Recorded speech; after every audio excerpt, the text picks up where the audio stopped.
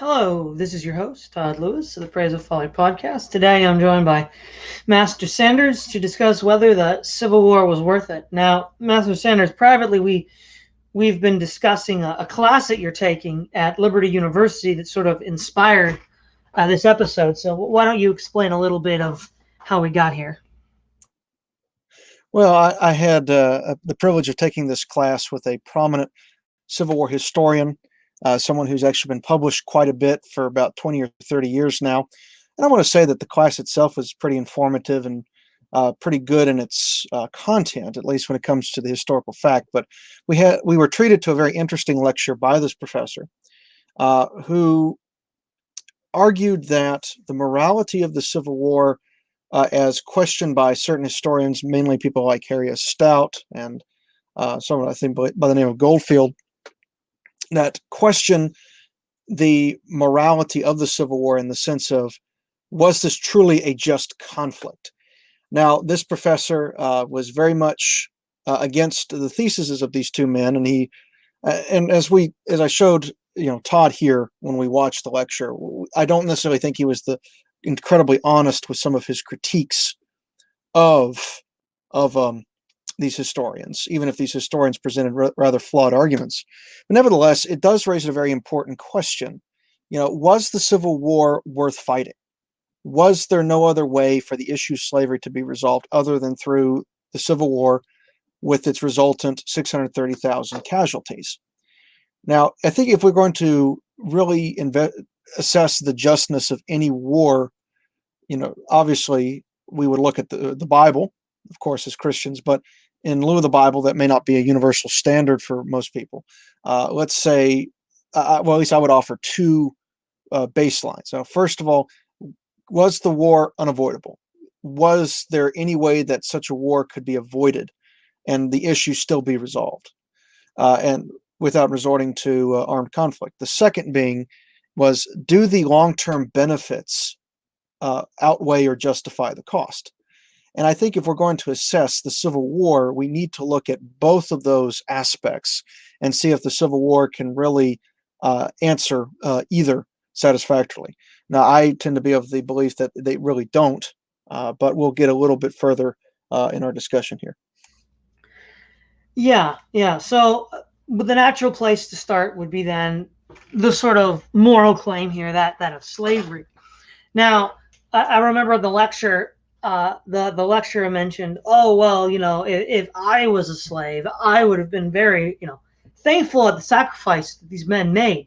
Well, there's so much wrong with that. So let's start breaking it down. First of all, how would he have felt if he had either just gotten engaged, just bought a house, or just started a career and got conscripted into the army and died at Shiloh? Or died at Fredericksburg? Of course he wouldn't have liked that. And in fact, many Union soldiers didn't like that. Of about 2 million Union soldiers drafted, about 200,000 deserted. And furthermore, many opposed the draft. On the home front, the Copperhead movement, centered in the Midwest, really opposed conscription. And the argument that they gave was that conscription was unwarranted federal power that in the long run would be detrimental to the Republic, which in the light of 140 years, 160 years, we've seen is absolutely correct. Once the state has justified under any pretext that it can take these kinds of freedoms from you, then it will. And when we look at the idea of conscription itself, which was necessary, at least according to most mainstream historical accounts, the Union Army, the U.S. Civil War, would not have been successful without conscription, because the amount of men necessary to conquer the South would have been more than who would have voluntarily joined free of coercion. The problem is conscription is slavery. So the watchword of the anti-war movement from the far left, the socialists and the anarchists, beginning in World War I, was that conscription is slavery. And we see from the biblical account, the Torah, the law of Moses, there is no conscription in the Old Testament. When it comes to the acquiring of soldiers for war, we read in Deuteronomy chapter 20, then the officer shall speak to the people, saying, what is a man who has built a house and has not dedicated it? Let him go and return to his house, lest he die in battle and another man dedicate it. And what man is there who has planted a vineyard and has not eaten of it? Let him go and return to his house, lest he die in the battle and another man eat of it. And what man is there who is betrothed to a woman and has not married her? Let him go and return to his house, lest he die and another man marry her. The officer shall speak further to the people and say, what man is there who is fearful and faint-hearted? Let him go and return to his house, lest the heart of his brethren faint like his heart. And so let it be, when the officers have finished speaking to the people, that they shall make captains of the armies to lead the people. So we see that if you are going to appeal to the Old Testament account for any sort of guidance in war making, then clearly conscription has no place. Conscription is slavery. And so you're basically enslaving free men to make slaves free. I mean, it negates itself. And the basic it's like when George W. Bush said, we're going to violate the principles of the free market to save the free market. It's just it's an oxymoron. It's nonsense. And somebody who's looking back with the hindsight of 160 years and can say, well, I would have been happy to make the sacrifice. No, you wouldn't. No, you wouldn't have been happy. And very, very few Union soldiers might have thought preserving the Union was worthwhile, but they didn't think freeing the slaves was, because that in part led to the notorious 1863 New York draft riots. So this whole idea of the war being meant to free slaves could only be prosecuted by enslaving free men. So it just negates itself and is absurd. Well, exactly. And I think, not to get a little too ahead of ourselves, but with the second point of my earlier statement about were the benefits worth the costs? I think you bring up the issue of conscription being a form of slavery.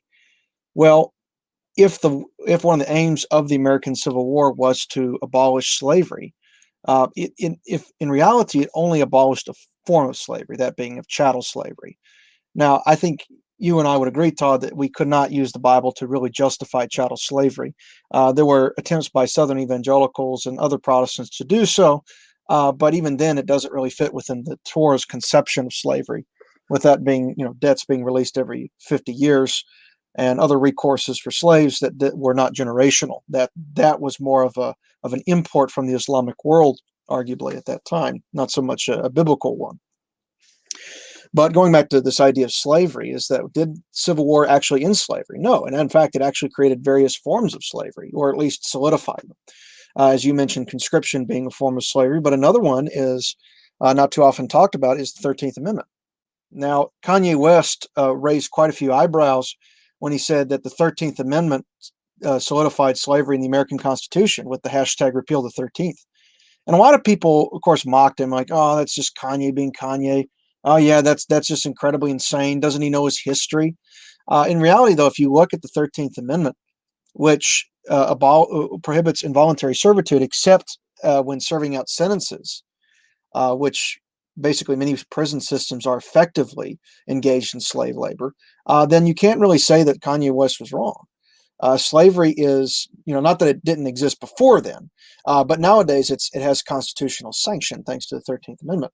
So whenever you see diners or commercial farms or other groups that basically rent out slaves in the form of prisoners, just like slaveholders used to rent out their slaves to other plantations for work, you really don't see how much that has there really been that much improvement?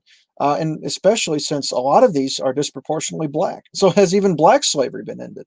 And that's not even to touch on the financial slavery that has been, that our federal government now has to financial institutions that was exacerbated by the war. So in reality, instead of getting rid of one slavery, we picked up two and maybe even three forms of slavery in exchange. Yeah, exactly. And the other thing too is this thing that you've pointed out is also pointed out by the left. There's The New Jim Crow by Michelle Alexander, which talks about black incarceration as a form of labor exploitation. And furthermore, with the revisionist work on Reconstruction, they'll argue that sharecropping was working for the same old massa, little different than slavery. So then, if according to the left, you have the schizophrenic narrative then, because on the one hand you have the narrative, well, it was all worth it to free the slaves, but on the other hand, they then complain that slavery never ended.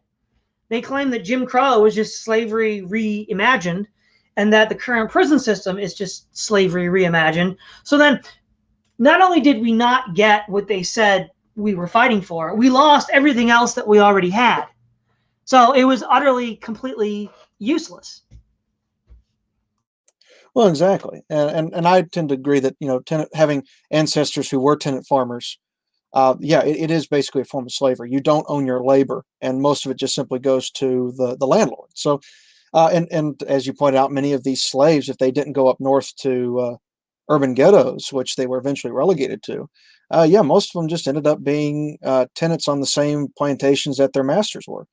And going back to this idea of freeing the slaves as being a good thing, going back to the professor that we both watched, and he's saying how grateful he would have been, or how much he thought would have been worth it. In reality, while it did bring a certain level of exhilaration and exuberance for slaves that were just recently freed, as evidenced by the group of slaves that followed Sherman on his way to Savannah, there were just as many that felt threatened by this new change of order. In many ways, their livelihoods were disrupted. Even Booker T. Washington, who unfortunately today is much maligned because his viewpoints run contrary to the shibboleths established by the Du Boises and others, said that even when his family had heard that they were freed, they were initially very celebrant, but then the hard, cold reality hit them, is that they were now free. They didn't know where to go from there. And so the abrupt nature of the abrupt nature of abolition and the way it was done in the Civil War led to the twin outcomes of either being relegated to ghettos up in the north or remaining as tenant farmers on their property. And so not even then was it successful, and arguably created more problems than it solved, especially for those that were recently freed. So what you're saying is drive-by emancipation is about as successful as drive-by evangelism. Absolutely. And unfortunately with the same devastating effect. The same devastating effect. And the other thing too, let's look at another argument that the anti-slavery, or the sort of argument that the Civil War is worth it to end slavery cause will make, is that the conditions of chattel slavery were so odious. Well, they'll say, well, you weren't free to, go where you will. Well, neither is a conscript. You were owned by a master. Well, so is a conscript, owned by the state. And furthermore, a conscript is treated worse than a chattel slave, because the chattel slave was expected to be productive and valuable over the whole period of his life. The conscript isn't supposed to live very long. So you don't really care how the conscript's treated. You just throw them into the meat grinder and you see how much is left over. So arguably the conscript's life is shorter, more miserable, and more violent than that of a slave. Furthermore, brutal corporal punishment was used for conscripts to keep them in line, since they naturally enough didn't want to be there. I mean, literally, you can't really argue that the station of a conscript and the material conditions under which he lived was a little better. It was actually worse than chattel slavery, because at least the chattel slave got, some minimal treatment of, his physical needs being met, whereas a conscript, not so much. I mean, you might go to the draft board one day and be dead the next.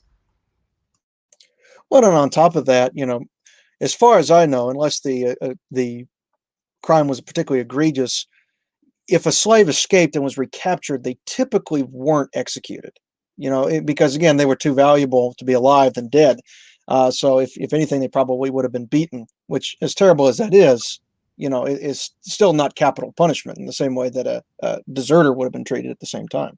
That is very much true. And the other thing too is the way conscription was set up in the Union. You could pay a fee, I think it was $300, to avoid being put into the conscription lottery, which basically just privileged the rich. And eventually it just became known as the rich man's war because they could pay poor men to take their place. And ultimately it led to rhetoric within the Copperhead anti-war movement that a freed man in the North was worth less than a slave in the South. And interestingly enough, there's actually a bit of truth to that in terms of how labor was done. Now, the South notoriously had a skeletal railroad network at the beginning of the Civil War, and that's in part what made it so easy for Sherman to devastate the South through his campaign through Georgia, simply because of the just the scarcity of railroad tracks that were in the South. But those that were initially built were not predominantly built by slaves. They were predominantly built by immigrant laborers, particularly the Irishmen, because a slave was arguably more valuable than immigrant workers who were relatively expendable and there'd be more of, as opposed to a slave who was worth more and was basically a lifetime investment. So again, this is not to say that chattel slavery was necessarily a good deal for slaves in total. In fact, it could be very brutal. But this idea that chattel slavery was somehow worse than what we have today, or what was in the form of conscript or mandatory conscription, the way it was in the North, is just frankly ridiculous. And there's one more thing I want to point out. There's a picture that many people see. If you're familiar with the Civil War documentary by Ken Burns, this is one that shows up. And Ken Burns' thesis is that the Civil War's cause was slavery. I mean, he himself, despite himself, tries to make that point. But one of the pictures that you often see is that of a slave whose back is very much torn up from a whip, obviously. And his name was Gordon, or sometimes called Whipped Peter. And he was an escaped slave from Louisiana who eventually joined the Union ranks as a soldier. And his picture was used by abolitionists to demonstrate the cruelty and the brutal conditions that was experienced by many slaves. The problem is that Gordon's example was rather the exception rather than the norm. It's not to say that slaves weren't beaten or slaves didn't experience corporal punishment like this, but because slaves were investments, and because slaves could be very expensive to maintain, the master or the overseer had a vested interest in maintaining some level of health and good condition for them, because you may have to sell them. You may have to sell them in order to pay off your own debts or to deal with some other issues. If a slave was put on the market and the slave had a back that was torn up and welted from incredible abuse, that either means two things. One, that the master and or overseer is incredibly stupid and cruel, sort of like Simon Legree's character, or that this slave is a troublemaker. If the slave is perceived as a troublemaker or someone who's particularly difficult, then that's going to affect its resale value. And nobody's going to want to pay top dollar for a slave that's going to get them trouble over the long run. So again, this is not to say that chattel slavery, again, is justifiable, but this idea that it was somehow this horrific institution on par with the Holocaust or other great tragedies in human history is just simply ridiculous, especially in light of sort of the modern horrors of the 20th century. And the other long-term aspect of conscription just created another, if you will, dragon for the left to fight against for the better part of the 20th century. Which they, of course, by their own rhetorical counts, called it slavery. And all of the hammering and complaining about American imperialism in World War I, or in the late 19th century with the Philippines and Native Americans, or Cold War conflicts like Korea and Vietnam that they're opposed to. Well, how did all of this happen? All this happened because conscription, which they supported at the time, made it possible for the Union Army and later the U.S. Army to mobilize the resources necessary to build an empire. And furthermore, as Robert E. Lee correctly pointed out at the end of the war, that the Union Army, the Union government, would be tyrannical at home and imperialist abroad, which is exactly what's happened.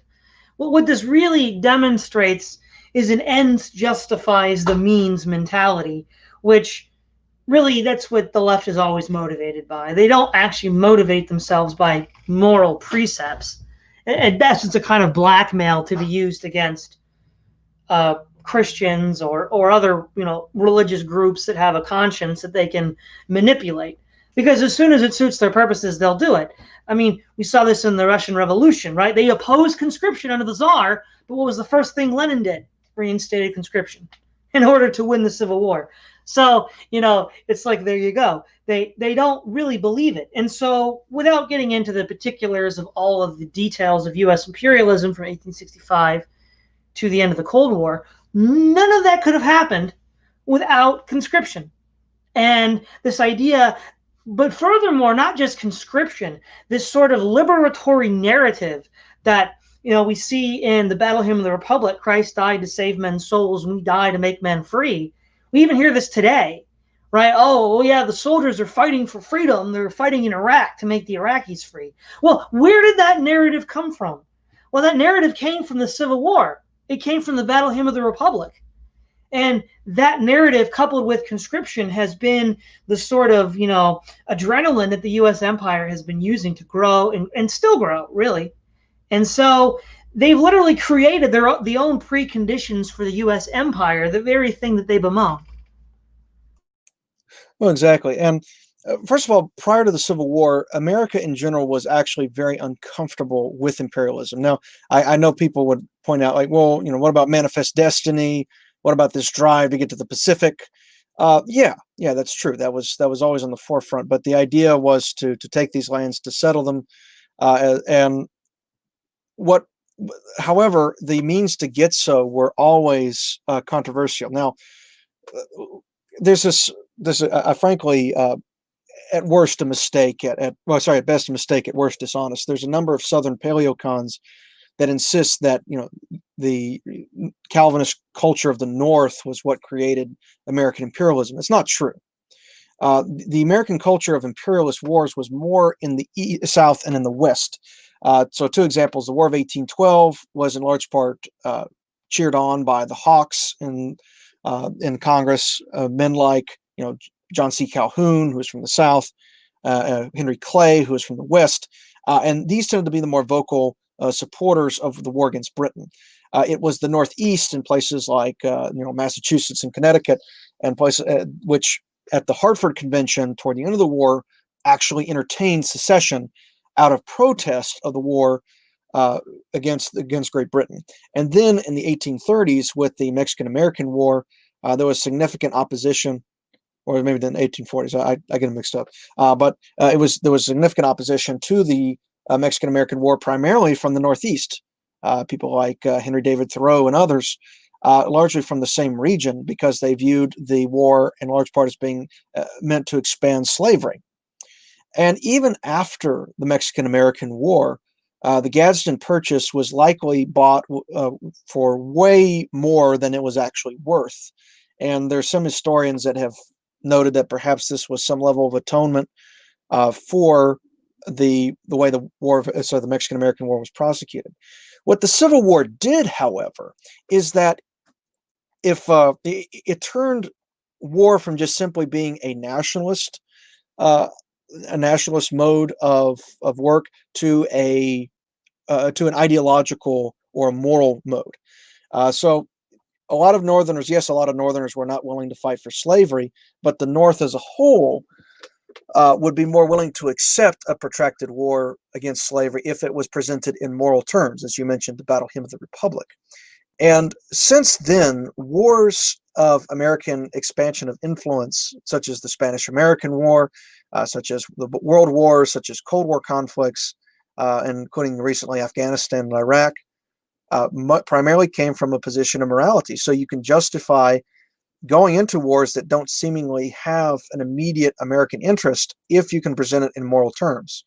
And that was the poisoning effort in the North, is that if you just sold it as naked imperialism, most of them wouldn't accept it. But if you sold it as a moral crusade or an ideological crusade, then they'd be more willing to accept it. That's probably the more insidious residual aspect of the Puritans, not so much this perfectionist streak. as some Southern historians have tried to insist, but more so, but the moral aspect of trying to end these social injustices abroad were bolstered by the propaganda efforts of the Republican Party during the Civil War. Yes. Now, the other slavery that we could argue developed from the Civil War was debt slavery. And now going back to the Bible, we read in Proverbs 22:7, the rich rule over the poor, and the borrower is servant to the lender, or slave to the lender, because the Hebrew word for servant/slave here is ebed. And what we see is that this idea of debt being slavery is also reiterated in other classic American works, such as Ben Franklin's Poor Richard Almanac. His 1758 almanac reads, would you not say that you are free, have a right to dress as you please, and that such an edict would be a breach of your privileges and such a government tyrannical? And yet you are about to put yourself under the tyranny when you run in debt for such a dress. Your creditor has an authority at his pleasure to deprive you of your liberty by confining you in a gaol for life, gaol is Old English for prison, or to sell you for a servant if you do not able to pay him. When you have got your bargain, you may perhaps think little of payment, but creditors, Poor Richard tells us, have better memories than debtors. In another place, creditors are a superstitious sect, great observers of set days and times. The day comes around before you are aware, and the demand is made before you are prepared to satisfy it, or if you bear your debt in mind. The term which at first seems so long will, as it lessens, appear extremely short. Time will seem to have added wings to its heels as well as shoulders. They have a short Lent, saith Poor Richard, who owe money to be paid at Easter. Then, since, as he says, the borrower is a slave to the lender and the debtor to the creditor, disdain the chain, preserve your freedom, and maintain your independence by industrious and free. Be frugal and free. At present, perhaps, you may think yourself in thriving circumstances, and that you can bear a little extravagance without injury. But, for age and want, save while you may. No morning sun lasts a whole day, as Poor Richard says. So this idea that debt of slavery is a Jewish and Christian idea, Paul says, owe nothing to no man. So we see that reiterated in the New Testament. And that was just common sense throughout America. And this idea, now, but what is this tied to? It's tied to an oligarchy, the rich rule over the poor in Proverbs 22. But again, what is the left complaining about? Well, this oligarchical structure of mega corporations that rule over all of us. Well, yet again, that was directly created by the U.S. Civil War. In fact, furthermore, the very concept of a military-industrial complex was created in the Civil War. Now, the fact that it didn't stick and the Army shrank is rather inconsequential, because they tried it again after World War II and it stuck. And the military-industrial complex is still with us today. But this idea of rolling out this structure of production and finance for the war, which gets us into debt, which makes us slaves to those who run over us. Because how often do we hear from the left and the socialists, oh, we're slaves, the mega corporations have enslaved us. Well, yeah, that's correct in many ways, but how did we get there? And then, the military-industrial complex, they so bemoan, again, is indirectly related to this military financing of the Union War in the 1860s. Well, I mean, this actually goes back to prior to the Civil War. The great Hamiltonian Jeffersonian divide. Hamilton was arguing that the United States should take on the debt of the other states as well as amass a giant debt of its own in order to build good relationship with creditors in the financial class, which in turn could be part used to finance foreign wars should that need arise in the future. People like Jefferson, Madison, and others within the Southern planter class were actually quite opposed to this, in large part because they understood debt to be a form of slavery themselves. As one lecturer I heard, they should have known themselves, because people like Jefferson were up to their eyeballs in debt. So they knew that debt to financial institutions wasn't in and of itself a form of slavery. In fact, even toward the end of the war, Abraham Lincoln had expressed his concern over the growth of Wall Street and other financial institutions that had benefited from this war. And so the thing is that with the centralization of government and finance that was resultant of the American Civil War, again, as you mentioned, this created the conditions in which many on the left bemoan today. And yet, if you go on YouTube and you look up, let's say, Marching Through Georgia, which Sherman later grew to hate, but we might get into that later. If you look on, particularly, there's this one YouTuber who is a leftist and who does a lot of piano covers of left-wing songs. And one of the songs he did was Marching Through Georgia, and it wasn't a bad rendition, but you had all of his lefty comrades posting in the comments, talking about like, oh yeah, the only time I'll ever cheer on the U.S. government, which again is just ridiculous. Like you're cheering on the very aspect of, or the very people that created the conditions that you bemoan today, and which, I think, as we talked about in the past, if the South had won the Civil War, the South may have become subjected to a communist revolution itself. So, we've just gone from out of the frying pan and into the fire. And ironically, many of these leftists, in their myopia, have not really seen that. Yeah, exactly. They've lost the forest for the trees, and we've sort of talked about how we've exchanged one form of slavery for many other forms of slavery. But then the other question is the cost of the war. And the lecture that we watched together, he said, how would you even measure the cost of the war? Well, you brought up to me in private, I mean, obviously you can measure the cost of the war. Everybody knows the purported official reason for dropping the atomic bombs on Hiroshima and Nagasaki was because the cost of invading was too high, that nobody in the government thought it was worth the price to pay.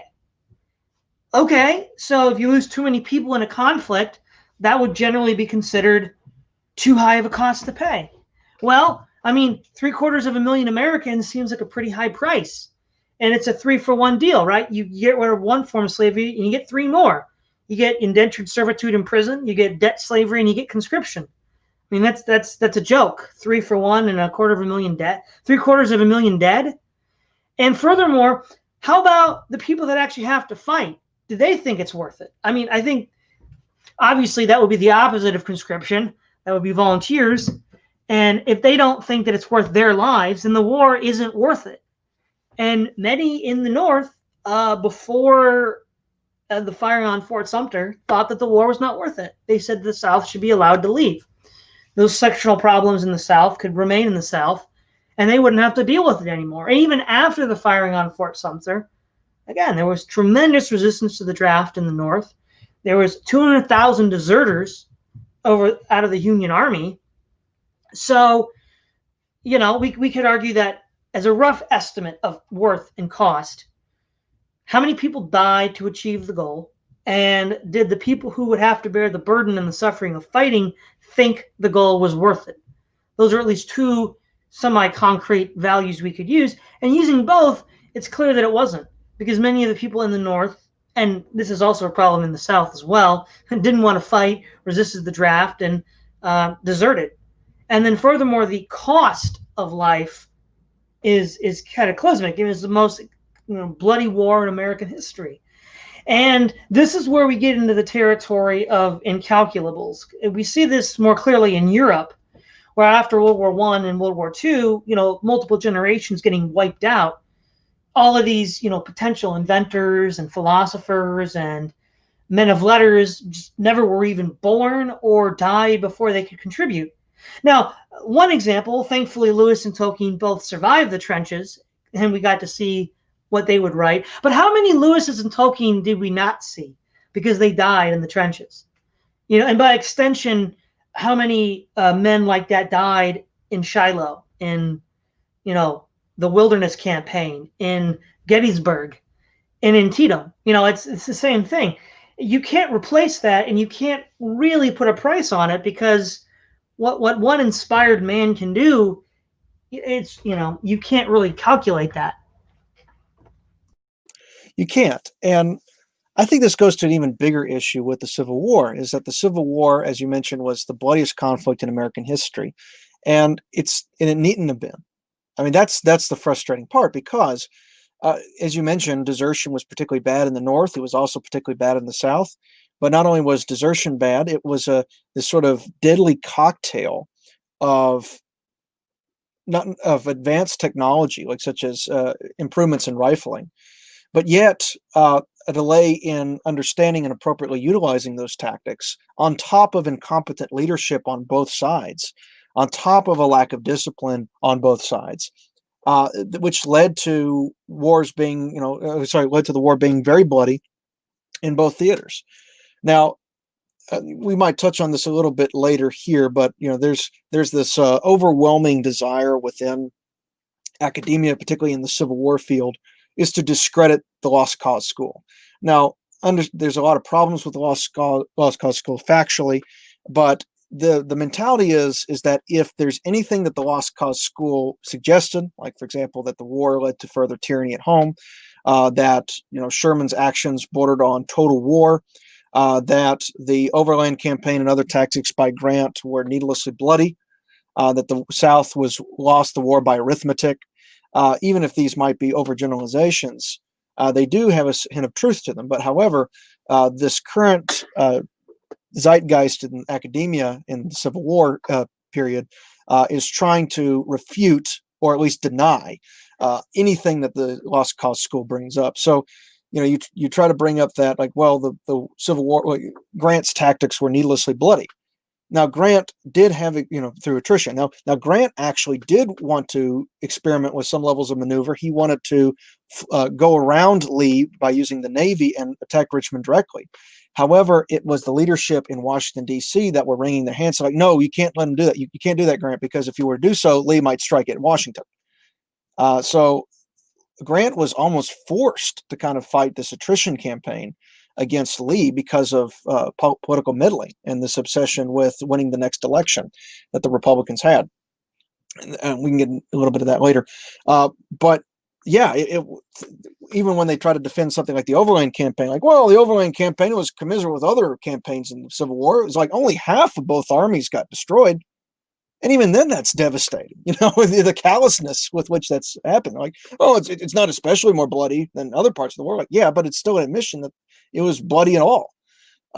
Especially when Grant's hands, and interestingly enough, were tied with his ability to go after Lee, and rather than being creative as he was in the West. Yeah, and this idea that attrition was always some form of, if they don't deny attrition, if they say, like, well, if the Overland Campaign and the subsequent campaigns were fought through attrition, it was only because the geography allowed it.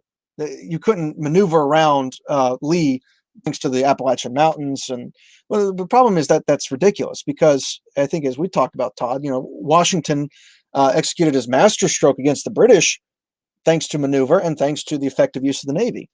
And the North had the most, arguably, naval dominance throughout most of the war. And they could move practically anywhere along the southern coast and move troops anywhere they wanted to. And they, in fact, experimented with that a few times. Grant could have been allowed to use some of that creativity that he used in the West to get at Richmond and ended the war in 1864.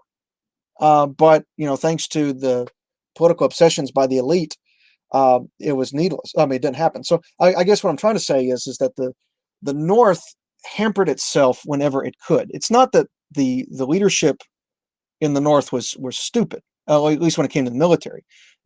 McClellan was, I would say, was far more brilliant than people gave him credit for.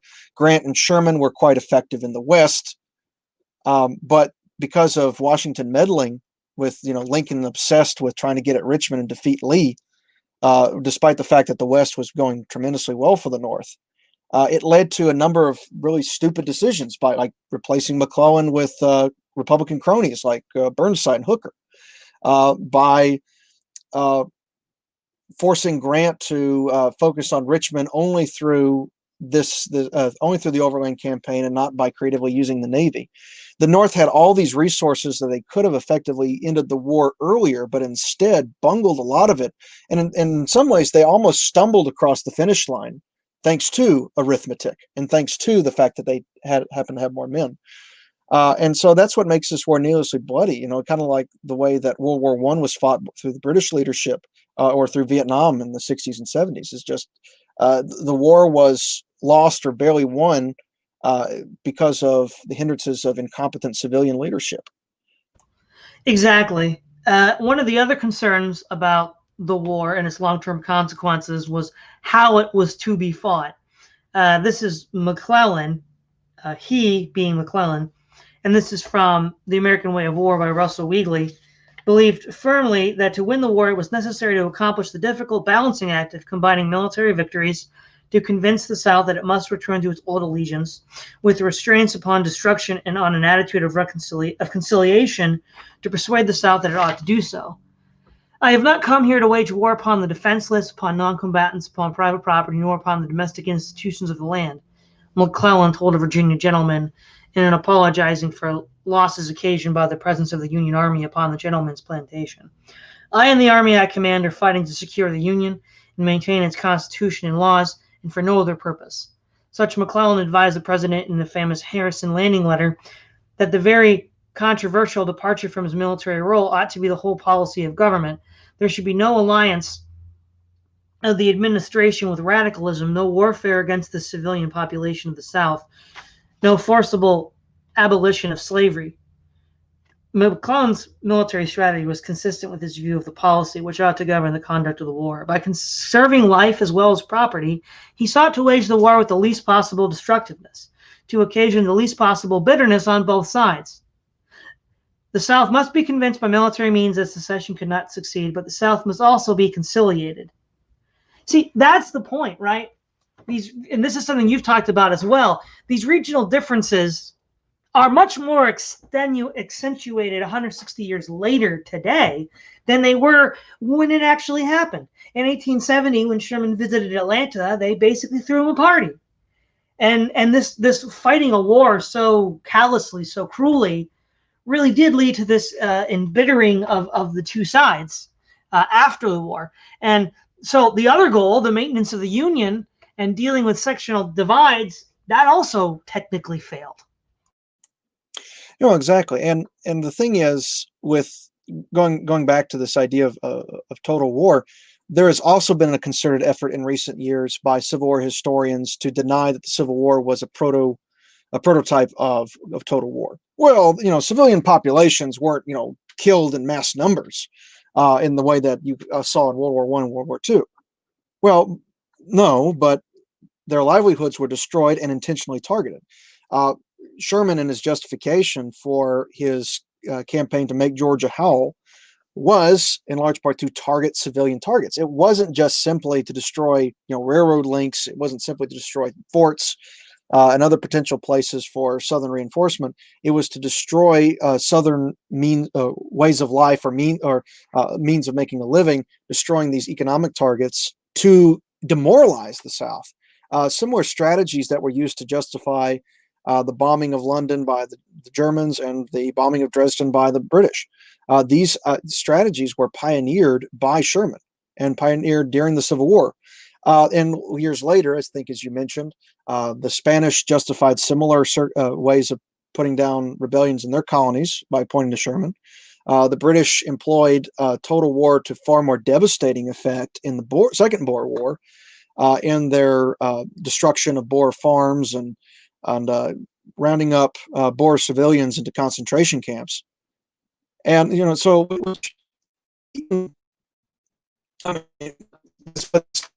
all intensity to deny the Civil War was total war again is because that was something that was argued by those influenced by the Lost Cause school. So again, as you mentioned, some of the things that happened during the Civil War were, especially when it came to people like Sherman and his tactics, currency to the Lost Cause school, that the South was the more honorable side, the South was the more moral and Christian side, as opposed to people like Sherman and others that were far more civilian and target. You're kind of roboting out. Can you fix your voice? Yeah, it's pretty bad. Okay. There we go. Uh, No, actually, no, it's not fixed. So, well, while you fix it, I'll add to that. One of the other things as well is when Sheridan was the U.S. Observer to the Franco-Prussian War, he encouraged the Prussians to be harsher and more heavy-handed to the French than they in fact were. He said, "Oh, you need to beat them harder so they learn their lesson." And then when the Prussians put some of these principles into practice in World War I, everybody's like, "Oh my gosh, how could this happen? This is terrible." It's like, well, they learned it from the United States. I mean, it's ridiculous. Okay, you back? yeah, is that any better?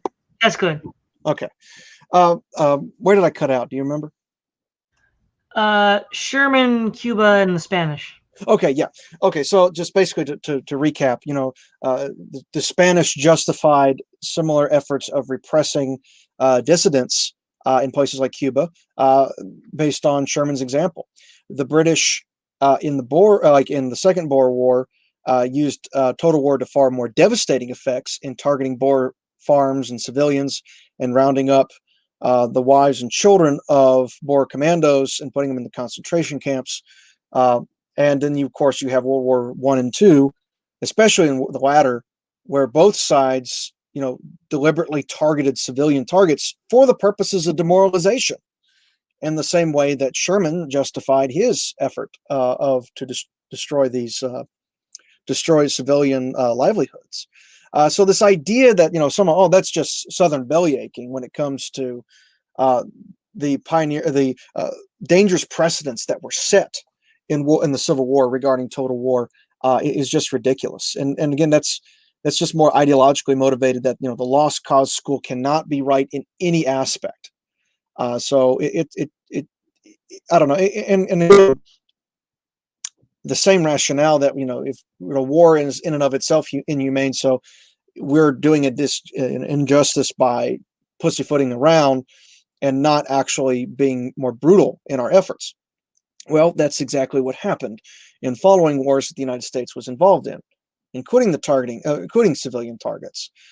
Because with this justification is like, well, war needs to end quickly, so you need to be as brutal as possible. And that's only engendered a lot more resentment toward the United States in other parts of the world which we didn't need.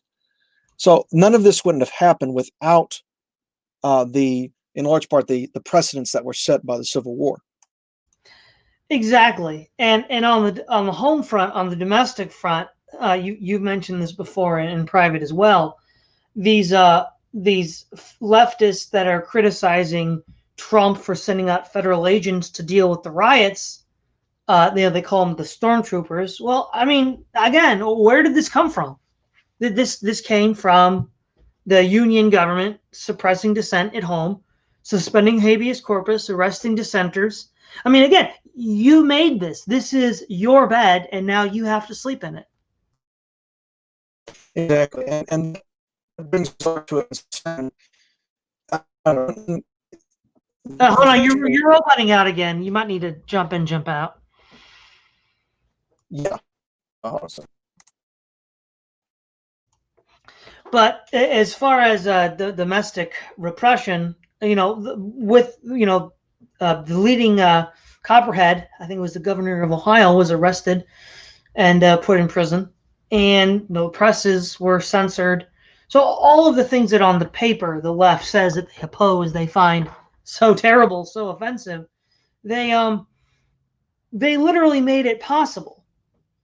And with the increasing size of the federal government and the FBI and other, for lack of a better word, internal security forces that the federal government has established, were all made possible as a result of the growth of prestige and influence and power of the federal government. So, Master Senators, have you fixed your audio?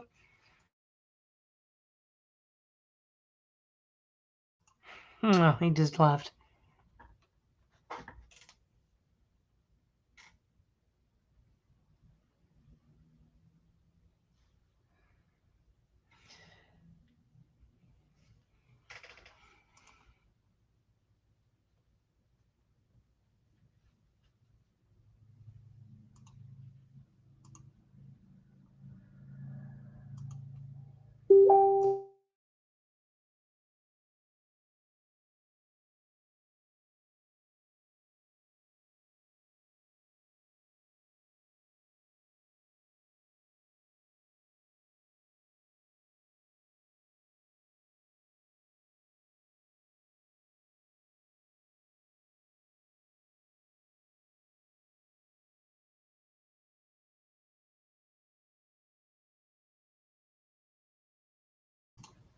Well, unfortunately, we'll have to end early. Master Sanders' internet seems to have cut out.